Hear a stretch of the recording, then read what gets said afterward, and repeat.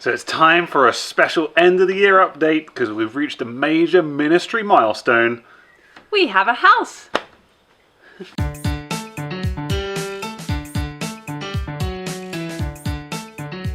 So building our house has taken us the last 5 months and it's included 12 full weeks of bush trips.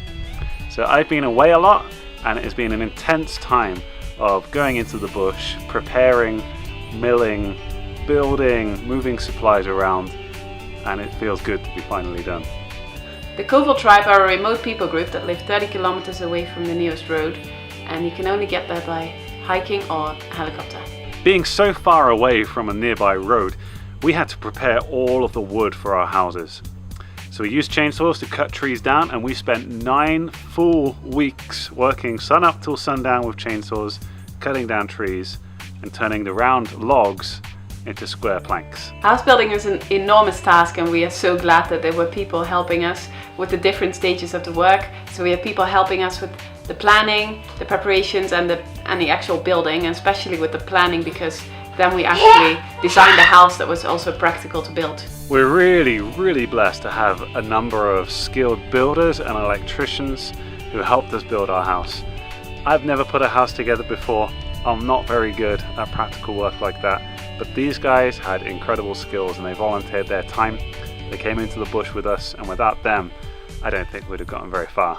In October, we had a team come from Germany, all volunteers, and they helped us build 2 houses from poles to almost finished in 2 weeks' time, and they were a huge blessing to us. The Koval people were an integral part of building our houses.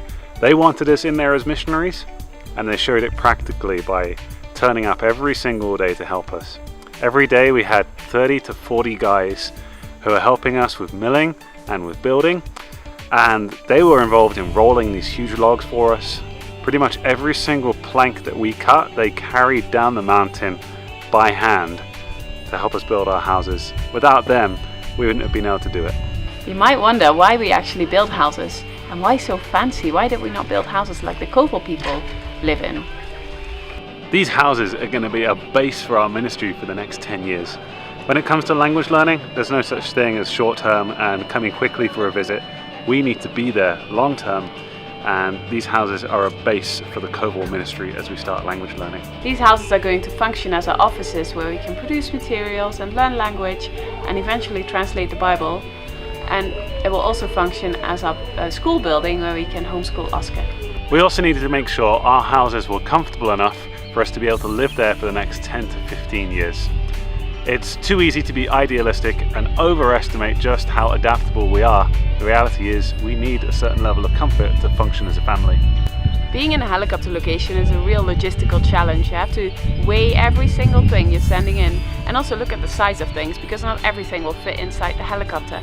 So we spent months tweaking spreadsheets, trying to figure out when to send everything in so that it got in there at the right time. I think milling was one of the most challenging things I've ever had to do.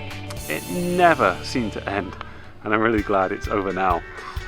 And one of the most interesting challenges in being in Koval was just not knowing the language and the culture. When someone came and gave you a gift of cucumbers, you had no idea, is this a really big gift? Or is this just kind of expected for guests?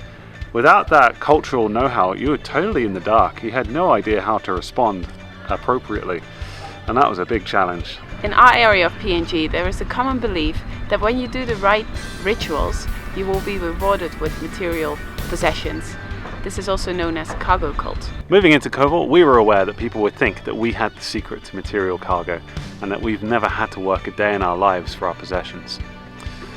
House building and milling gave us the opportunity to show them that no, stuff doesn't just appear from the sky. We don't do magic and it appears. We work hard. It was blood, sweat and tears to mill enough wood for those houses and then get them built. We are realizing the urgency of the task that's before us. We start to get to know people. We got 374 pictures of people with their names and the places that they're from. And since we took those pictures, since the house building started, 3 of those people died already. So we are realizing that we need to get the gospel out there.